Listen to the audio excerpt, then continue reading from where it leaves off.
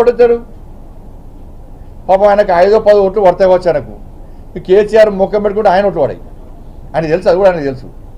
నాదే చక్కలేదు నేనే లోకల్ కాదు బట్ ఆయన లోకల్ కాదు కాబట్టి లోకల్ ఇష్యూస్ మీద ఆయన పట్టింపు లేదు రహదారుల విషయంలో కానీ స్మార్ట్ సిటీ విషయంలో కానీ ప్రజలకు న్యాయం చేసే విషయంలో కానీ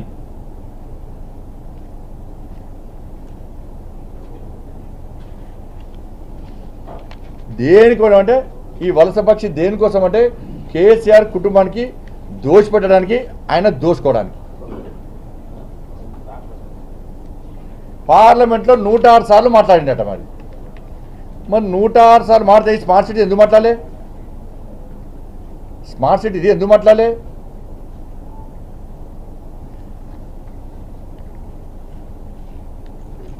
నువ్వు 106 సార్లు మాట్లాడినావు మాట్లాడినప్పుడు నేను మళ్ళీ చెప్తున్నా నేను మాట్లాడి మళ్ళీ చెప్తాను దయచేసి మీరు బోర్ అనుకోకూడదు బండి సంజయ్ ఎందుకంటే వాళ్ళు అబద్ధాన్ని 100 సార్లు చెప్పి అదే నిజమని నమ్మించే ప్రయత్నం చేస్తున్నారు మేము చేసింది పక్కా మీ ద్వారా చెప్పుకునేటువంటి అవకాశం మాకు ఇవ్వండి నా పర్సనల్ రిక్వెస్ట్ మీ అందరు కూడా సమాజంలో కరీంనగర్ ప్రజలు తెలవాలి నువ్వు 106 సార్లు మాట్లాడినావు ఏం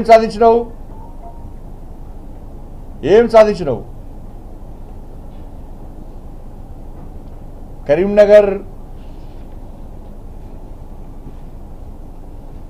వరంగల్ రోడ్కు